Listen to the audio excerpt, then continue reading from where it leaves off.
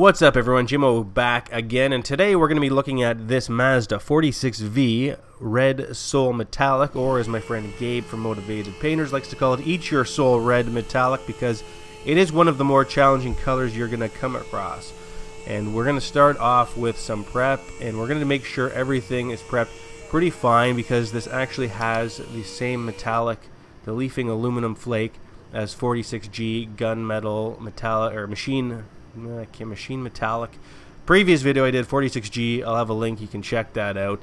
But it's very sensitive to modeling and how it's applied. Sometimes you need to go a little bit drier with application just to or increase the amount of effect coats, drier coats, to make sure that your metallics lay out nice and even. So we're going to use the sanding paste on all of our blend panels here, and then we're going to scan the color with our spectrophotometer, which will help us determine the closest matching variant. Then we'll do a spray out to make sure that everything looks okay.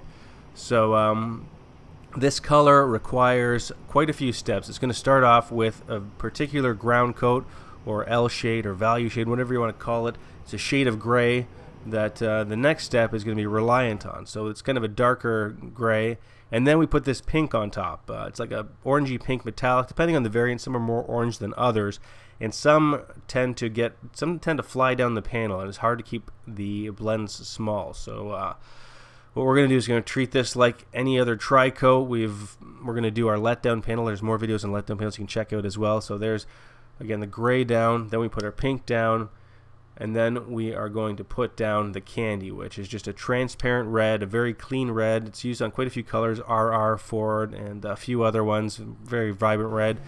And it takes about 3 coats to match this guy here. So every vehicle is a little different, and depending on how you spray, it could be more or less coats. So mixing this up now, this is the leafing aluminum going in, and you can see there's a fair amount of it that's required in the formula. So we're going to mix. This is our RM Onyx waterborne base coat, and when it comes to the top coat, so there's actually have this in, I guess, the second step, which this is the second step, and the third step is that dye again, but just with a mixing clear and nothing else. So it's in both parts of the formula, again only available in waterborne in the BSF system anyway. Well, I should say the BSF compliant Canadian system. I don't know about the American systems. There might be something else available if you live outside of the low VOC markets.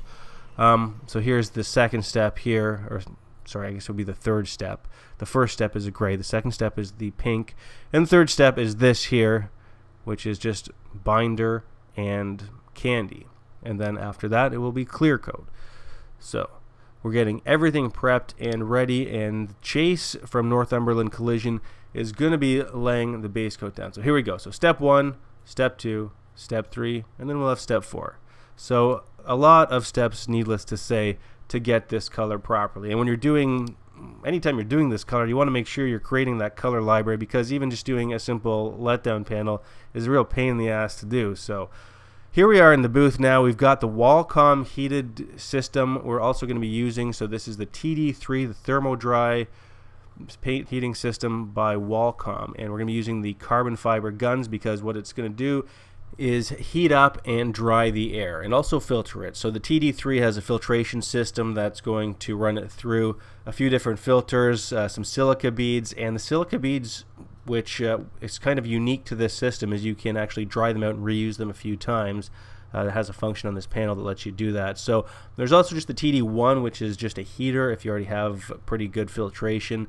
But this is what we had to check out today, and it has 3 different settings you can use on the remote. So if you're inside the booth, you have a remote, you can hit a button, and it's going to go to one of your preset temperatures. So I had it at 108, 120, and then the drying was maxed at 155 if you're just flashing off base. So it's pretty slick system. What this is going to do is obviously increase your production. So anytime you're looking to try and get that extra job through the booth, systems like this can help you achieve that, and it works quite well. So I think Gabe from Motivated Painters has some maybe more in-depth technical videos, but I'll have some links anyway to this machine and where you can find some more information on it. But definitely very cool, and with the changes in heat and temperature comes an increase in viscosity with your paint, so you'll want to make some adjustments with how you're spraying. You'll need to dial in the material a little bit, maybe change your speed even, maybe distance. But you know, you need to kind of play around with a machine like this to get the most out of it. But we definitely saw some positive improvements and some things that they're doing right at Wellcome. So these guns are carbon fiber because it's going to get quite hot, and it's going to make life a lot more comfortable if you have a gun that isn't burning in your hand.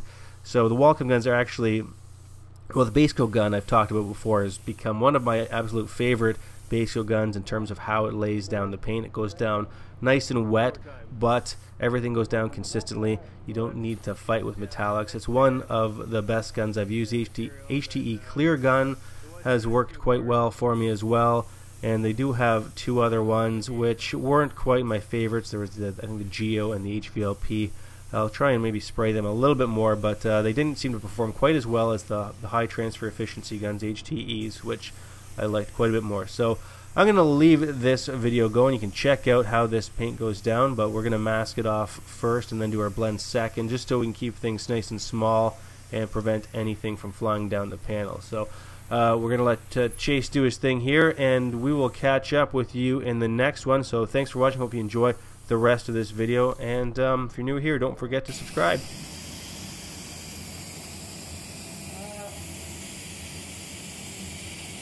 Yeah, I know. I forget now.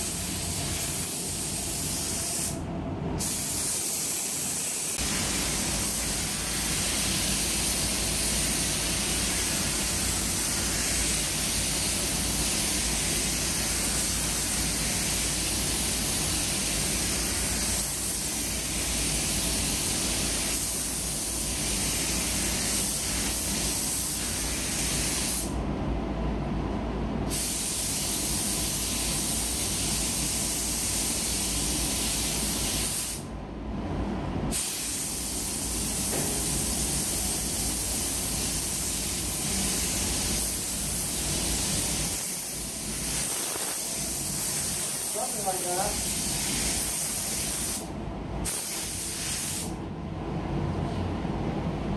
That'll be all right.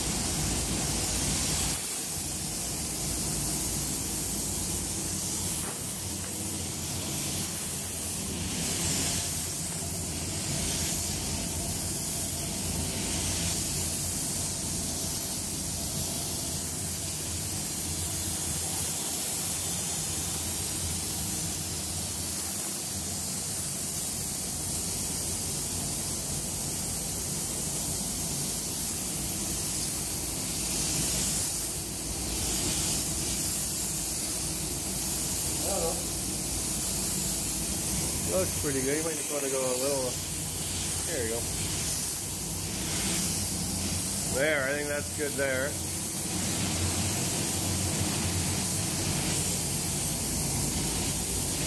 Fucking mud juice.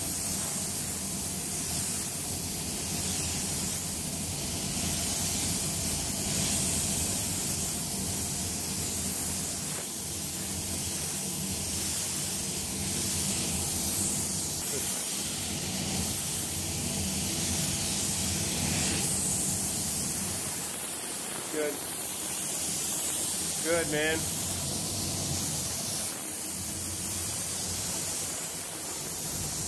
This thing still looks a little darker. Like everything's in our car in the front. I probably still not good looking.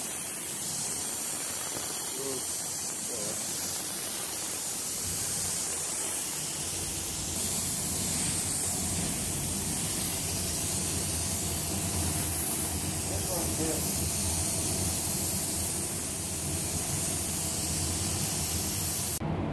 That's what you get.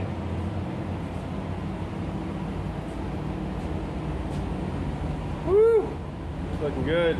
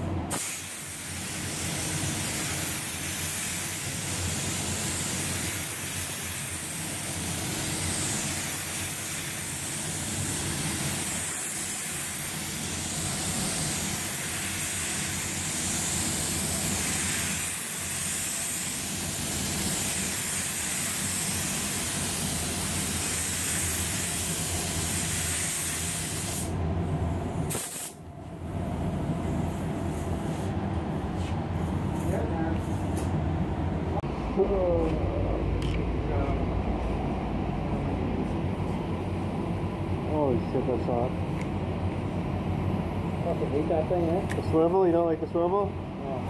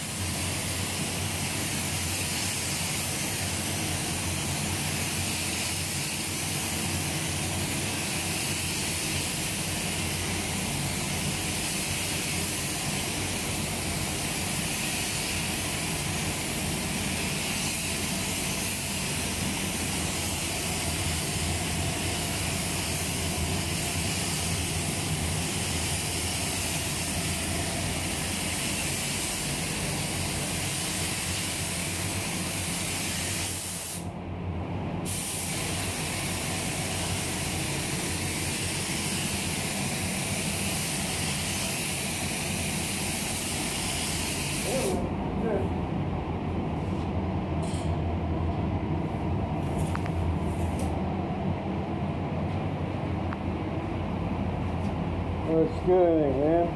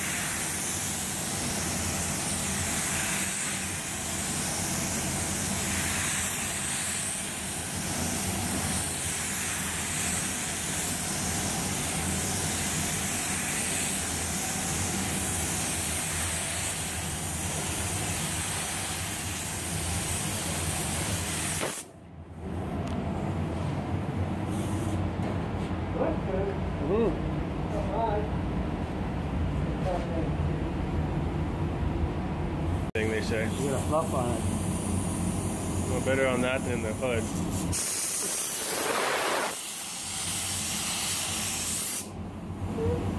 Ooh, right?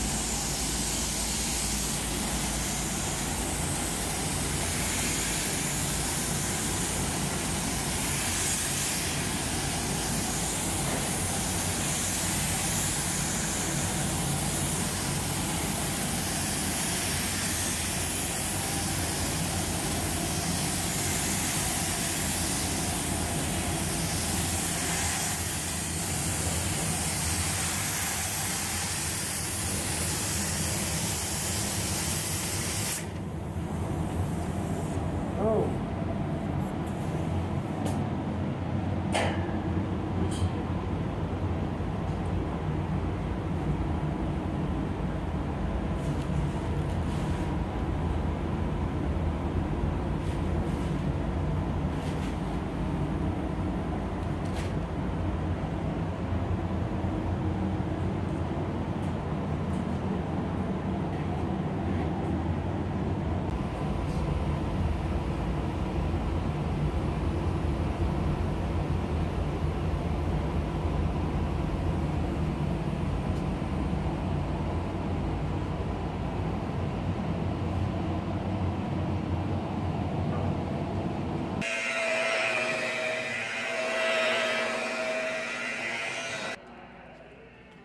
Fuck, look at the back bumper to the quarter pan. Never. Crazy. Way off.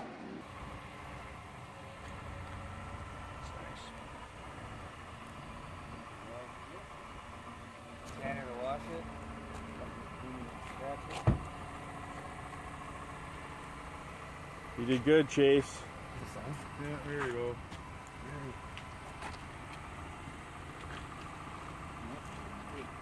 So we like that formula better than the last one, I guess, eh? Yeah, this is. You got. Oh, that's what I meant. I wrote it down so you can mark it for me. Yeah, I'll put it as a custom formula. Put my name on it.